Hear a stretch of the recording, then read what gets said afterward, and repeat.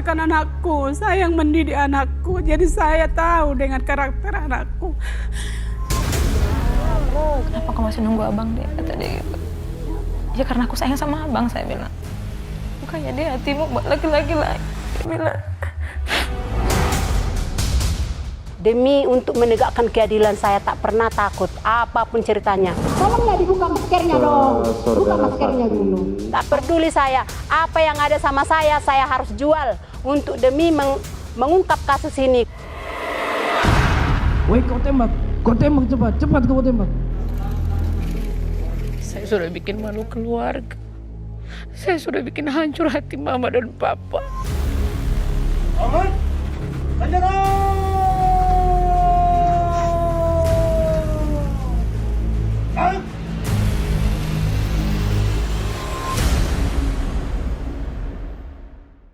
Berawal dari Jumat di rumah Kadif Propam Irjen Polisi Ferdi Sambo. Sebuah peristiwa pembunuhan yang awalnya dibungkus rapi untuk meninggalkan jejak kejahatan. Pembunuhan anggota Polri bernama Brigadir Yosua sebenarnya bisa saja tidak terungkap luas. Jika saja keluarga korban takut bersuara dan memilih berdiam diri. Tapi tidak untuk keluarga Yosua Huta Barat. Dalam berbagai wawancara saya soal kasus pembunuhan Yosua, saya punya kesimpulan penting. Tanpa peran perempuan, kasus ini tidak terbuka dan jadi perhatian publik, termasuk atensi Presiden.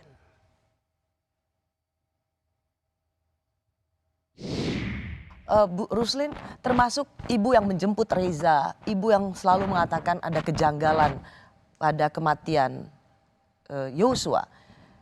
Tolong jelaskan pada saya apa saja yang menurut ibu puncak-puncak kejanggalan itu. Puncak-puncak kejanggalan itu setelah kami pertama menelepon Reza. Dia tidak mau mengangkat. Selama ini kan saya dekat dengan Reza, setiap saya telepon pasti diangkat. Apalagi suasana kayak gitu kan, kenapa tidak dia mau mengangkat. Jadi Reza jarang susah atau merespon saja, itu buat ibu ada sesuatu? Ada sesuatu. Nah, terus Padahal kakaknya meninggal. Kakaknya meninggal, harusnya dia lebih aktif ya untuk mengangkat HP. Apalagi kan yang menelepon ini keluarga, tantenya sendiri. Tapi dari situ saya udah curiga, makanya waktu Reza kayak gitu saya pantau terus. Kamu posisi di mana? Saya sekarang di ruang autopsi, depan autopsi. Kamu masuk dah? Enggak. Terus dalam hatiku kok nggak bisa masuk gitu kan keluarga. Nah, terus saya bilang lagi, dia bilang Inang udah jangan ini ya, jangan telepon aku. Nah, dari situ saya udah mulai curiga sama kejadian. Kenapa di situ menimbulkan kecurigaan Anda? Karena masa kita nggak boleh teleponan langsung dengan dia? Seharusnya kan bisa. Oke. Terus Reza juga bilang kata takut ya? Iya. Kenapa harus ada kata takut gitu? Iya, kan? kenapa Anda harus langsung dapat insting, kok aneh kakaknya meninggal, kok kenapa dia yang harus ketakutan? Iya, itu. Di situ tadi kami langsung merasakan ada, mungkin tidak tahu juga karena dari kecilnya almarhum ini dekat ke kami, jadi ada ikatan batin ya. Terus saya bilang sama dia lagi, ke WA lagi, oke lah. Nah, tapi nanti tolong kamu foto almarhum. Saya mau lihat wajah dia. Terus itulah dikirimnya, kami lihat ini bukan baku tembak, langsung saya bilang kayak gitu sama Reza. Itu pertama kali ucapan Anda? Iya. Begitu dikirim foto Anda langsung bilang ini bukan baku tembak. Saya lihat kan karena kita melihat kan ada sayatan di sebelah kanan matanya, ada bekas jahitan di hidung, ada di bibir kan. Kalau tembak itu taunya kita ada lobang kan gitu. Setelah itu ketika di Jambi, apalagi yang membuat ibu ini sangat janggal? Kan Anda di sidang mengatakan, loh kok Anda yang harus jemput, kok bukan polisi, kan dia bagaimanapun juga ajudan dari Kadif Propam atau istri Kadif Propam, sebuah pekerjaan yang sangat bergengsi di kepolisian. Tapi Anda yang justru disuruh jemput oleh Reza di bandara, itu juga bikin Anda bertanya-tanya. Iya, Reza WA saya, Inang Uda, dia panggil kami kan biasa Inang Uda, tolong jemput kami ya. Langsung saya curiga, loh kok suruh jemput, abang kan aparat, kamu juga aparat. Ada apa ini? Saya bilang kayak gitu sama Reza kan. Dia jawab, Reza, tidak tahu aku Inang Uda. Saya kasih lagi arahan kepada dia, coba tanya lagi ke komandanmu, apa kayak gitu pengantaran kepada seorang aparat kepolisian. Tak lama Reza bilang, oh oke Inang Uda ada. Nah, di situ semakin curiga lagi kan. Sampai kami oke, saya Jadi jemput. cara penanganan jenazah pun sudah membuat Anda merasa ada apa ini? Iya. Saya ingin dengar cerita dari Bu Roslin ketika jenazah sudah ada di rumah. Hari Minggu pagi itu setelah malam itu kan waktu Leonardo datang menyerahkan jenazah tadi itu udah kami ditunjukkan bahwasanya baru satu lubang ya yang ditunjukkan sama Pak Samuel dan kami semua ada di situ. Tetapi pada jam 10 tanggal 10 saya berdoa di samping jenazah dan disitulah ada edakku juga bilang, nah ini kok ada darah di jarinya si almarhum. Gitu Darah segar? Ya. Darah segar keluar dari jari sebelah kiri. Terus dia bilang, emangnya panggilan Yosua ini kan Prian, panggilan sayang kami. Kok Prian ini kok jarinya pendek? Langsung saya angkat jarinya itu kan, tangannya itu saya angkat. Kulihat memang pendek satu ya, udah hampir putus tadi itu langsung saya buka sarung tangannya. Kulihatlah ada tembakan bekas peluru lagi di tangan kirinya itu, ininya hampir putus, ini udah remuk. Dari situ saya lihat kok badannya semakin melemah. Mungkin almarhum ini memang mau ingin berbicara kepada tantenya karena dari kecil dekat dengan aku gitu kan. Jadi mungkin dia mau ngomong tubuh dia itu mau ngomong dengan saya, Inang udah periksa tubuh saya ini. Buka dong baju saya, mungkinlah itulah bahasa tubuh dari almarhum. Memang disitulah saya yakin bahwasanya biarpun dia sudah mati, tapi roh dia masih hidup. Dan roh dia itu yang berbicara kepada saya melalui tubuh dia. Dia lemahkan semua tubuhnya, yang malam itu sudah kaku, sudah 2 hari meninggal, tapi kok pagi itu dia kok bisa melemah semua tubuhnya. Dan bahkan kakinya yang bengkok bisa kami luruskan lagi, tangannya yang malam itu terbujur kaku kayak gini bisa lagi kami lipat kayak gini. Terus Reja bilang, setelah saya nangis dengan mamanya, Reja bilang kayak gini, dibisikkan cuma sama aku, dibisikkan dia, Inang udah jangan dipegangin lagi abang. Kenapa nak?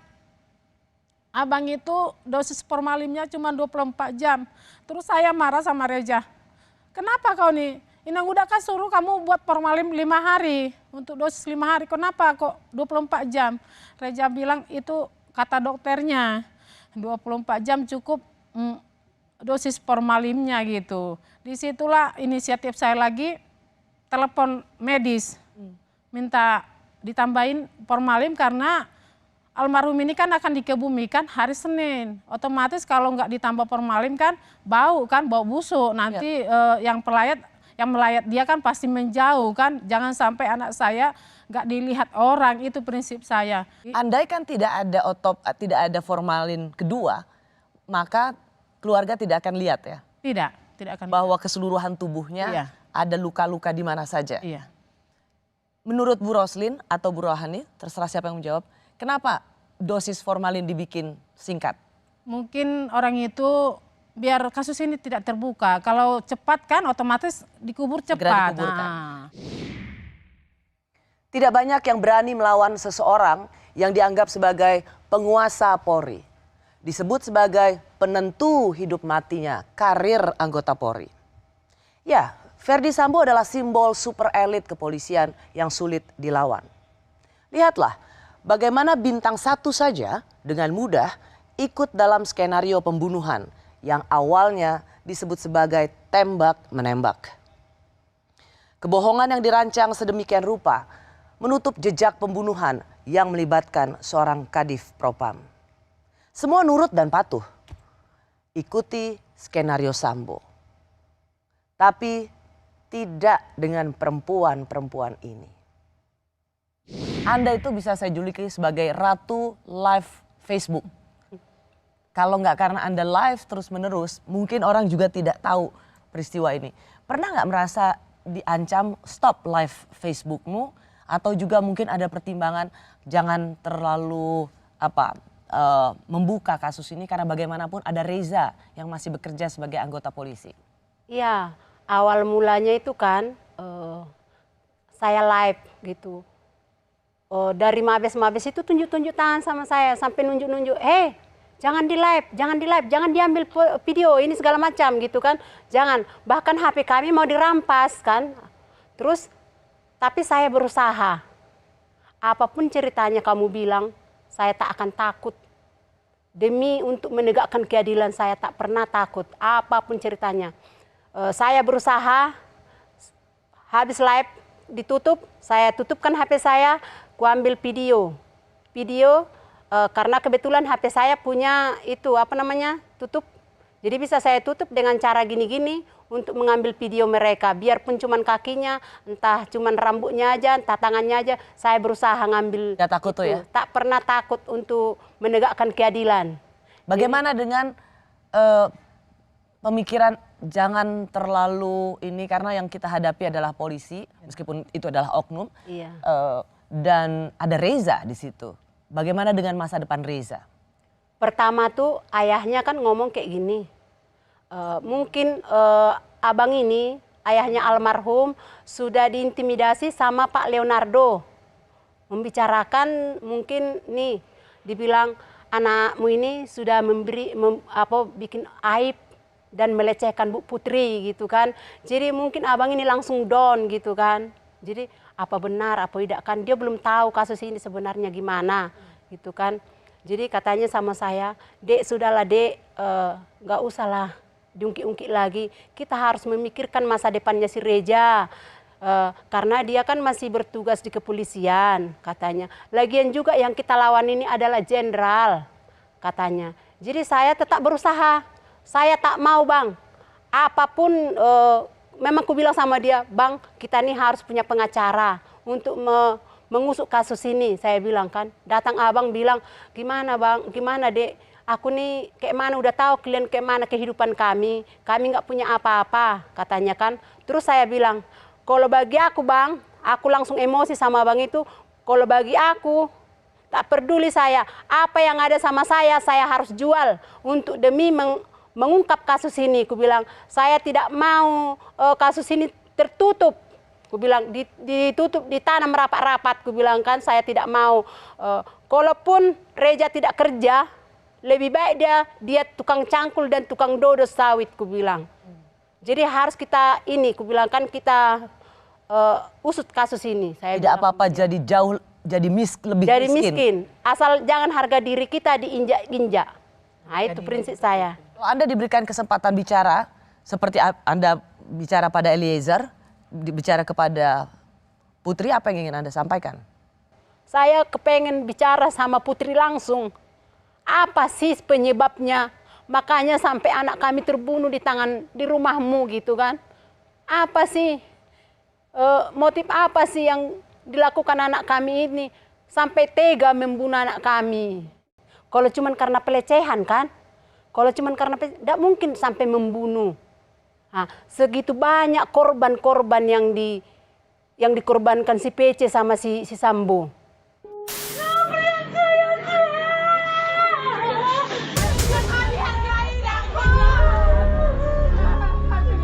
Saya yang besarkan anakku, saya yang mendidik anakku, jadi saya tahu dengan karakter anakku. Kenapa kau masih nunggu abang deh, kata dia gitu. Ya karena aku sayang sama abang, saya bilang. Bukannya dia hatimu buat laki-laki lain, dia bilang. Demi untuk menegakkan keadilan saya tak pernah takut, apapun ceritanya. Tolonglah dibuka maskernya dong, buka maskernya dulu. Tak peduli saya, apa yang ada sama saya harus jual untuk demi mengungkap kasus ini. Woi kau tembak cepat kau tembak. Saya sudah bikin malu keluarga. Saya sudah bikin hancur hati mama dan papa. Aman, senjata!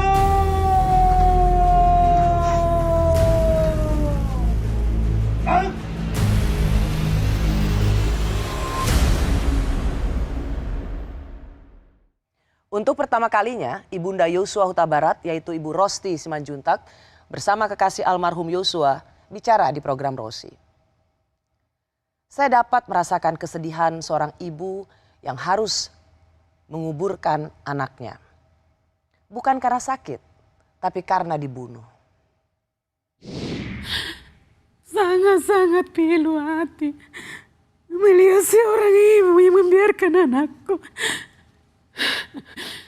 terbunuh di tangan mereka, bahkan di rumah mereka. Anakku memberikan perlindungan pengawalan dan keamanan kepada mereka. Tapi anakku harus dihabisi dengan sangat jahat dan biadab. Saya nggak sanggup menerimanya ini semua. Saya terpukul akan hal ini semuanya. Sangat berat. Jiwaku terguncang dengan anak kesayanganku yang begitu patuh dan bertanggung jawab dalam tugas. Kenapa kau masih nunggu abang, Dek? Kata dia. Kenapa kau masih nunggu abang, Dek? Kata dia gitu. Ya karena aku sayang sama abang, saya bilang. Kami sudah saling menangis kan, Bu, gitu. Di video call itu. Buka ya hatimu ya, Dek. Dia buat laki-laki lain, dia bilang gitu.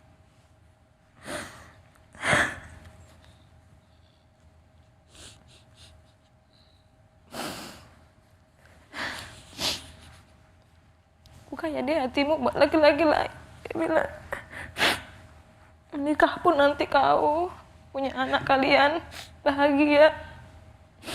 Kalau abang tetaplah sendiri, Dek, dia bilang gitu.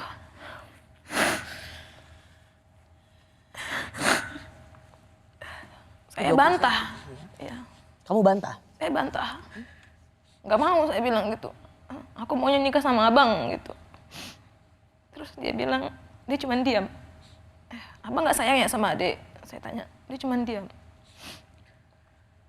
Terus, udah dulu ya, Dek, katanya. Abang, aku mau tidur, kata dia. Dadaku sesak, Dek, kata dia gitu. Terus saya bilang, abang sakit, saya bilang gitu. Aku telepon Adek Reja ya, buat ngantar obat untuk abang ya, saya bilang gitu. Enggak, Dek, aku mau tidur aja, kata dia. Ya udah, karena dia mau tidur, saya ajak berdoa bersama gitu. Di video call habis itu saya suruh dia tidur. Pada malam usai penguburan, sang ibu yang masih terluka kehilangan anaknya harus menerima kedatangan Karopaminal Brigjen Hendra yang mengabarkan bahwa anaknya lah yang menjadi penyebab tembak-menembak. Karena almarhum Yosua melecehkan istri Sambo, yaitu Putri Chandrawati. Dengan berani Ibu Rosti menjawab penjelasan yang tidak masuk akal itu. Ini katanya. Seakan-akan saya diberikan Tuhan suatu kekuatan untuk menentang mereka. Saya langsung bilang, memang saya nggak ada menyebut Pak atau apapun, langsung bilang, apa kata kamu? Aku bilang gitu, memang langsung saya ngomong gitu. Anakku melakukan aib, kamu bilang gitu. Saya yang melahirkan anakku. Saya yang besarkan anakku, saya yang mendidik anakku. Jadi saya tahu dengan karakter anakku. Jadi aku bilang, mungkin kalau anak-anak sampean mungkin ada seperti itu. Saya bilang, waktu itu memang saya agak keras. Karena saya terpukul, anakku sudah mati. Mereka fitnah lagi dengan kata-kata aib waktu itu. Jadi saya dengan bantuan Roh Kudus, saya bangkit, saya berdaya saat itu. Saya bilang, bapaknya juga ngomong, sesudah saya udah agak sedih, bapaknya langsung bicara lagi. Jadi tidak ada kena, tidak ada. Ini aja Pak, kan seorang rumah jenderal pasti dilengkapi dengan safety yang sangat kuat dan nyaman katanya. Ada CCTV di situ kata bapaknya. Memang ada Pak, kata kombes itu. Tapi ada kata tapinya. Dengan ruangan utama menuju kamar si PC itu nggak ada itunya, CCTV-nya. Begitu ya kata bapaknya. Jadi mereka selesai berdialog, saya sampari lagi, saya bilang, di sekolah ini aja, di desa-desa, ada CCTV. Saya ngomong gitu. Kalau Bapak tidak percaya, ayo kita ke kantor, kita buka semua. Berapa banyak Bapak datang ke sini, siapa saja orangnya, Pak kelihatan di situ. Saya bilang gitu. Langsung kombes itu ngomong, Ibu jangan memojokkan kami. Dia bilang begitu? Dia ngomong gitu. Lalu? Saya jawab, memojokkan apa? Ulang. Kalau kalian bicara kami dengar. Kalau kami bicara kalian bilang pojokkan. Kalau gitu diam keluar semua, saya bilang memang kayak gitu. Jadi ketika menyebut kata aib, itu yang Ibu Rosti langsung merasa ada yang harus dibantah dan dilawan. Iya. Kekuatan kita harus bangkit untuk itu. Tuhan juga akan, ternyata Tuhan kirim saya kekuatan untuk bangkit, menyangkal omongan mereka atau memberikan pendapat kita kepada mereka yang datang dari Mabes Tanah. Apakah Ibu memang benar-benar ingin tahu apa motifnya? Mengapa Yosua ditembak? Ya selaku orang tua pasti menginginkan ini apa penyebab yang bukti nyatanya. Ya semua alat-alat komunikasi dengan barang bukti CCTV di rumah itu, kalau benar-benar mereka tidak ada salah, agar membuktikan ini kan harus ditunjukkan.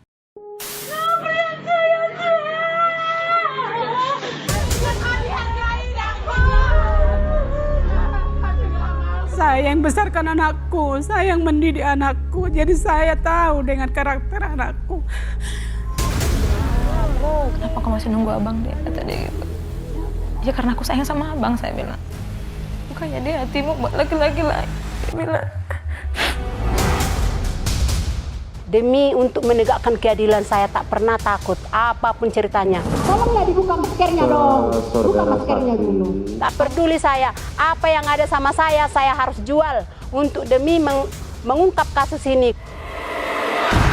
Woi, kau tembak cepat kau tembak. Saya sudah bikin malu keluarga. Saya sudah bikin hancur hati mama dan papa. Aman, senjata!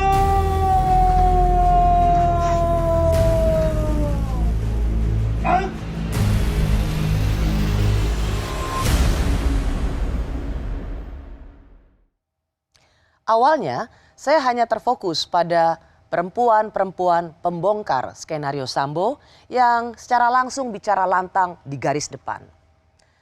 Tapi, melalui perjumpaan saya dalam wawancara eksklusif bersama kedua orang tua Barada Richard Eliezer, yaitu Bapak Yunus dan Ibu Ine, saya menemukan bagaimana peran seorang ibu yang juga memainkan peran penting agar putranya Richard Eliezer bicara jujur, apapun resikonya.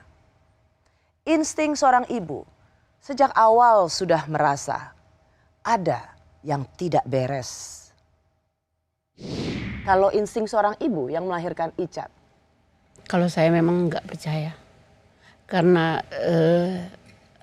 waktu kita ibadah bersama pagi, malam, setiap ibadah, selesai ibadah saya kan hanya berdoa minta sama Tuhan kalau bisa buka sejelas-jelasnya semua masalah ini kan. Waktu itu karena memang saya masih meragukan apa yang Icat katakan. Walaupun memang dia bilang mama dan papa juga sama seperti mereka ini luar sana tidak percaya sama saya. Tapi memang jujur dalam hati memang saya tidak percaya. Kenapa, Bu? Karena memang walaupun dia bicara memang untuk meyakinkan saya sama bapaknya bahwa kita harus percaya, tapi dalam hati setiap kali melihat cara-cara dia dari matanya memang tatapannya kosong, Mbak. Kayak nggak ada yang kayak apa? Ada beban yang memang sangat berat yang dia simpan. Dan apalagi waktu itu kalau ketika selesai ibadah, memang dia kayak melihat kita itu curiga begitu. Iya. Jadi Ibu melihat orang dia nggak percaya. tidak seperti Icat yang sebenarnya. Satu hal yang menyentuh hati saya dalam wawancara ini, sebagai orang tua, ibu dari Richard Eliezer, yaitu Ibu Ine, memastikan pada anaknya, Icat tetap jadi kebanggaan keluarga. Karena bicara jujur, kejujuran untuk membuka kasus ini jauh lebih penting, apapun resikonya. Pada Ibu Ine, saya melihat ia mengajarkan secara nyata slogan berani, jujur, hebat. Pak Muji bilang, kenapa harus ke Mabes? Saya bilang Icat yang nelpon katanya. Saya sama bapaknya disuruh ke Mabes, dia pengen ketemu. Jadi malam itu Pak Muji langsung bilang sama Pak Dankor. Jadi kita pergi bersama sama Pak Dankor sama ada pasukan yang ke sana sama-sama. Tapi kita nggak tahu apa yang akan terjadi di sana, Mbak. Tahunya sampai di sana bikin pengakuan. dia bikin pengakuan, kita ketemu, saya lihat dia sudah pakai kemeja orange. Hancur hati saya, Mbak. Saya bilang anak saya pakai seragam polisi, terus malam ini saya lihat dia pakai kemeja orange tahanan. Hancur, Mbak, hati saya. Saya bilang dia pun masuk polisi itu karena perjuangannya sendiri. Dia berjuang sampai dia melewati semua tahap. Dia masuk Brimob itu jadi anggota Brimob. Terus sekarang saya lihat di depan mata, saya peluk dia, Mbak. Pas kita dikasih kesempatan masuk ke dalam, saya sama bapaknya, kita berpelukan menangis semua. Saya bilang, adek harus jujur, dia mengakulah. Nggak usah kamu tutup-tutupi, ngapain juga, nggak ada gunanya kan. Sekarang dia menderita, siksa. Jadi malam itu dia bilang, saya mau jujur, Mak, apapun mau terjadi, apapun hukumannya, saya harus jujur, saya akan buka semuanya. Dan yang paling mengguncangkan adalah dari seragam Brimob ke seragam Orange itu. warna orange. Itu mengguncangkan hati Pak Yunus. Iya. Mengguncangkan hati saya, Pak. Dia kebanggaan keluarga, Jadi Mbak. kebanggaan. Tapi sampai sekarang dia tetap kebanggaan, malah lebih lagi keluarga bangga sama dia karena dia berani berkata jujur, Mbak. Saya bilang sama dia waktu itu, dia bilang, Mama, saya sudah bikin malu keluarga. Saya sudah bikin hancur hati Mama dan Papa. Saya sudah bikin malu keluarga. Saya cuma bilang, Mbak, waktu malam itu adek tidak bikin malu keluarga. Sampai kapanpun adek tetap kebanggaan Mama dan Papa. Walaupun sudah terlibat dalam masalah ini, dia tetap kebanggaan kami, Mbak. Karena kami tahu dia bersusah payah jadi seorang anggota Brimob. Itulah saya bilang, sampai kapanpun adek tetap kebanggaan Mama dan Papa. Dan keluarga yang ada di Manado semuanya tetap bangga. Tidak mudah bagi keluarga korban, baik keluarga Yosua yang harus kehilangan anak mereka, maupun keluarga Icat yang harus melihat putra mereka melalui proses hukum yang panjang dan jadi tumbal skenario besar menutup jejak pembunuhan. Ayah Richard Eliezer mengirim pesan untuk Ferdi Sambo. Jantan dong. Saya sebagai laki-laki untuk Pak Sambo harus jantan lah. Harus bertanggung jawab lah dalam permasalahan ini. Jangan dikorbankan anak saya. Anak saya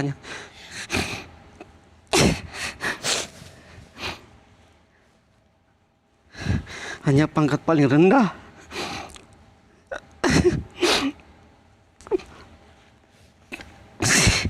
Pangkat paling rendah. Jadi saya selaku orang tua daripada Icat, anak kami Icat, saya minta kepada Pak Sambo, jantanlah, harus bertanggung jawab dalam permasalahan ini. Jangan menjadi korban sebagai anak saya menjadi korban dalam permasalahan ini. Kasus pembunuhan Yosua Huta Barat kini sudah masuk pengadilan. Pengacara Ferdi Sambo kembali mengungkit kasus pelecehan seksual. Tidak lagi terjadi di Duren 3 atau di rumah dinas Kadif Propam, tapi pindah ke Magelang. Kebohongan soal pelecehan seksual ini juga disebut sebagai prank oleh Patra Zen yang sempat jadi pengacara Putri Chandrawati.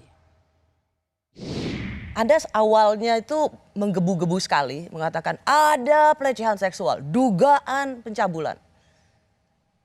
Anda masih bersikeras dengan statement ini? Jadi yang saya mau sampaikan ini adalah saya pun ya diberikan informasi yang keliru. Oke, jadi maksudnya apa? Anda kena prank juga? Ya kalau bahasa sekarang ya kena prank juga lah. Seorang kuasa hukum juga kena prank? Dibohongi? Landasannya kan saling percaya. Itu yang selalu Anda katakan. Iya. Hubungan antara klien dan kuasa hukum adalah trustworthy, saling percaya. Betul, ya. Nah, bahwa ternyata saya juga kena prank, belakangan baru tahu kan. Baru tahunya apa? Ternyata memang tidak ada peristiwa ataupun ya unsurnya tidak terpenuhi kan, dibilang oleh Barreskrim begitu loh. Anda menyebut kena prank atau dibohongi. Anda mau lempar handuk seolah-olah juga jadi korban, dibohongi gitu oleh siapa? Anda mau mengatakan siapa yang berbohong pada Anda? Ferdi Sambo atau Ibu Putri? Keterangan ini kan juga berdasarkan keterangan ibu. Jadi Ibu Putri berbohong pada Anda? Memberikan informasi yang tidak keliru lah begitu. Saya mau tanya supaya clear. Anda taunya atau Anda begitu berapi-api kan sebelumnya bahwa ada pelecehan seksual, ada pencabulan. Dan ternyata itu tidak terjadi di Duren 3 seperti LP atau laporan polisi. Nah, informasi itu, kesaksian itu Anda dengar dari Pak Sambo atau langsung dari Ibu Putri? Untuk yang awal ya, pertama saya tahu itu ya saya membaca berkas ya. Setelah membaca berkas saya nggak tanya lagi karena saya sudah langsung percaya pada waktu itu karena sekelas Anda aktivis latar belakang YLBHI banyak membela ke kelompok tertindas, hanya melihat berkas langsung percaya. Anda? Sebaliknya untuk apa saya tidak percaya begitu loh. Kenapa saya tidak yakin bahwa Anda kena prank atau dibohongi? Karena Anda ingin melempar handuk atau melepaskan tanggung jawab, sesungguhnya bukan karena Anda dibohongi. Anda termasuk pengacara yang menghalang-halangi penyelidikan atau ingin menutupi kasus pembunuhan. Dalam persidangan kita dengar pengacara Ferdi Sambo dan pengacara Putri Chandrawati mengutak-atik soal kebiasaan Yosua semasa hidup. Sering pergi malam, keluar untuk minum-minum, dan lain-lain dan seterusnya. Buat apa ini? Untuk membenarkan yang keluar malam dan lain-lain seperti yang dilakukan almarhum Yosua identik dengan pelaku pelecehan seksual. Cara-cara seperti ini persis seperti yang dilakukan para pembela perkosaan pada seorang perempuan. Hei perempuan, apakah kamu berbaju seksi? Apakah kamu sering keluar malam? Makanya kamu pantas diperkosa. Sebuah pembelaan klise untuk kejahatan kemanusiaan.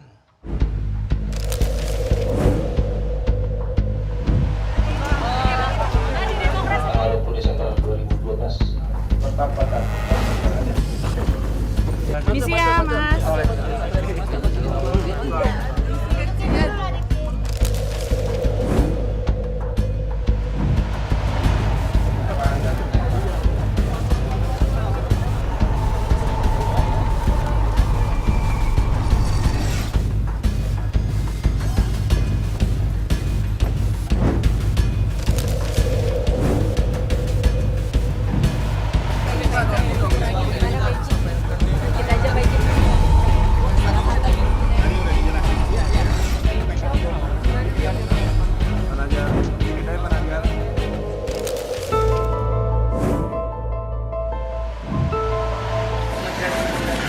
Pertama-tama saya ingin meminta maaf kepada seluruh rakyat Indonesia karena perbuatan saya yang kemarin sangat tidak terpuji, tidak patut untuk ditiru, tidak patut untuk dicontoh, dan saya sangat menyesal.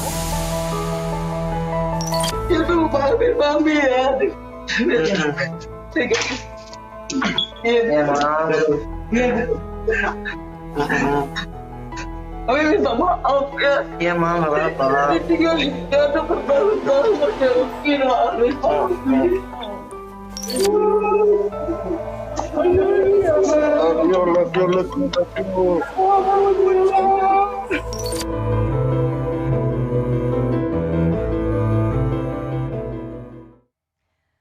It's my first TV show. Menjadi kalimat pembuka Angelina Sondakh saat menjadi narasumber saya di program Rosi Maret 2022 lalu. Angie yang kala itu baru saja merayakan kebebasannya setelah 10 tahun menjalani hukuman penjara, tidak kuasa menahan kesedihan dan penyesalan atas perbuatan korupsi yang berdampak besar pada pertumbuhan putra tunggalnya.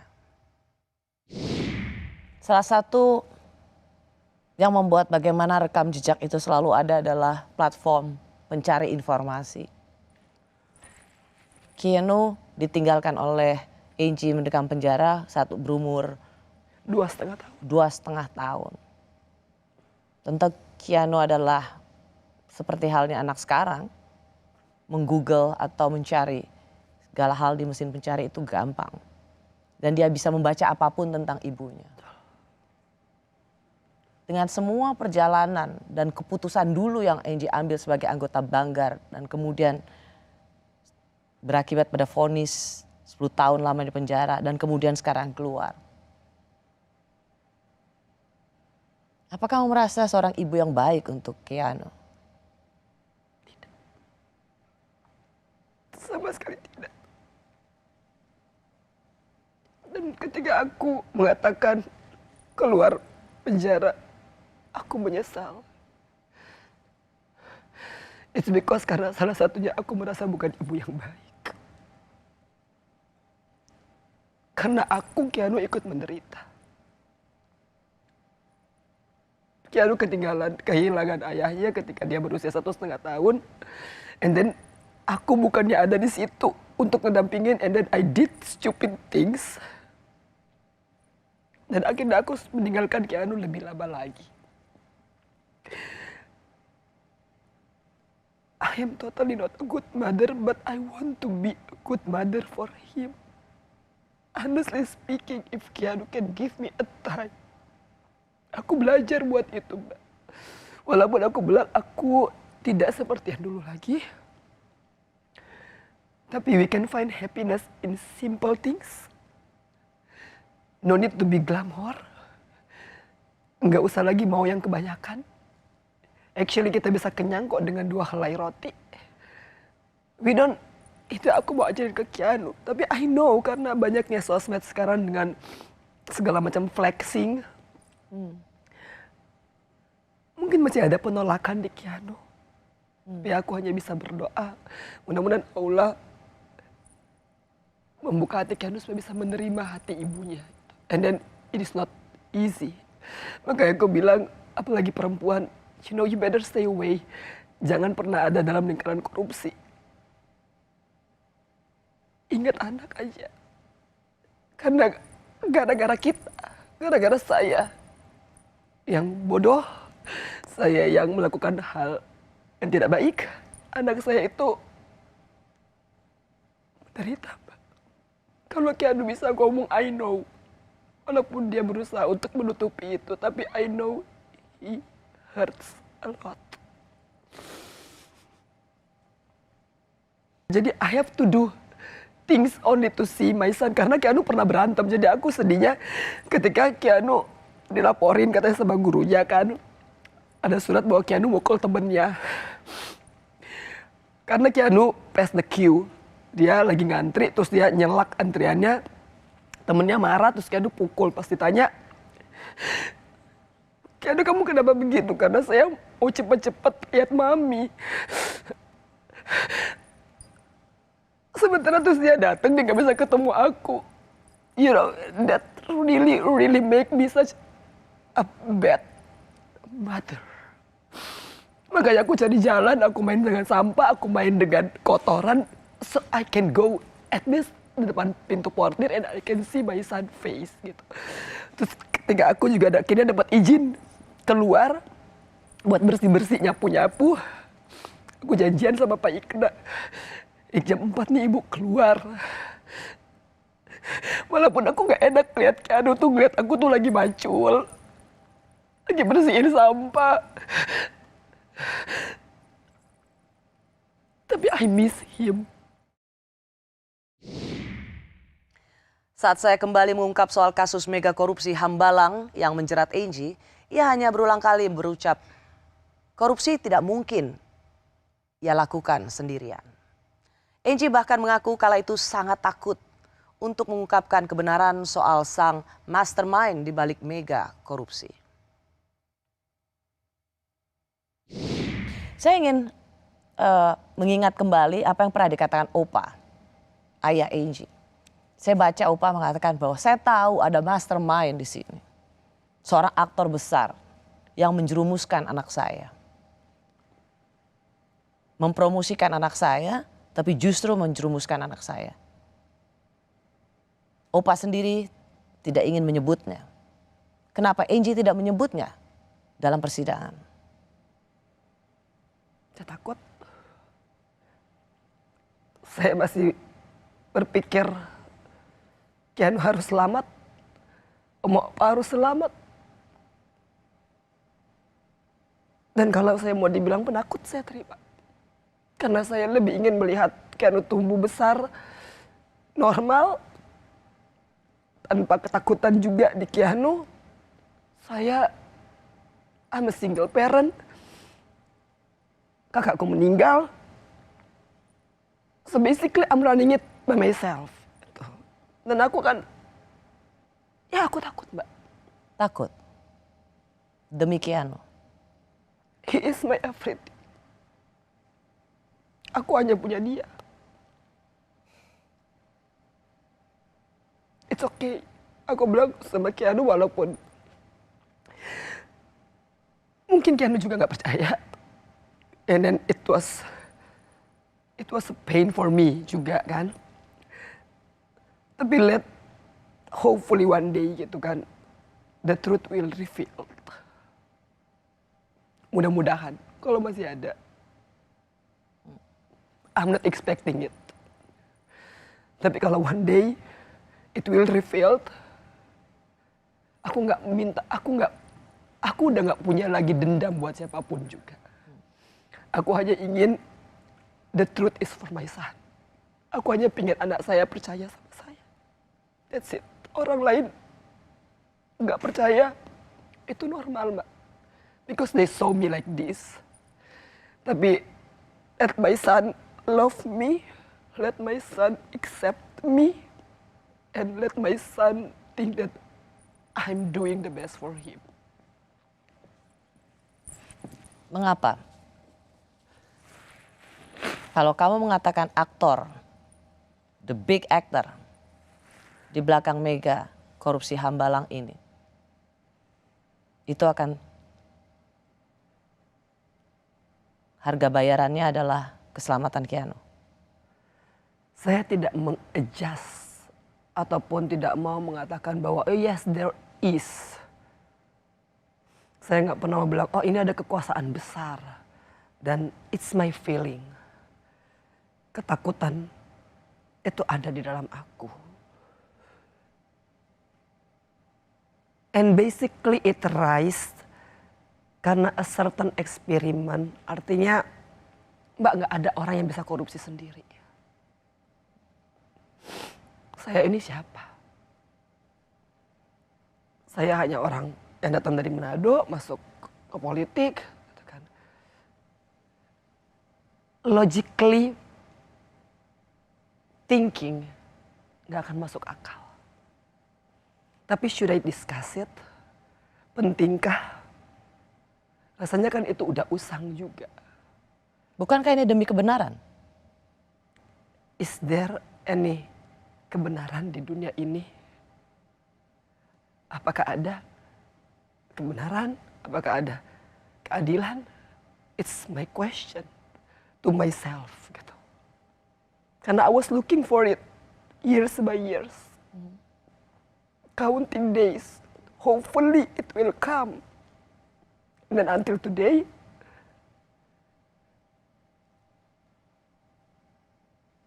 aku hopeless untuk mencari keadilan dan kebenaran. So I just want to make myself easy to be a mom.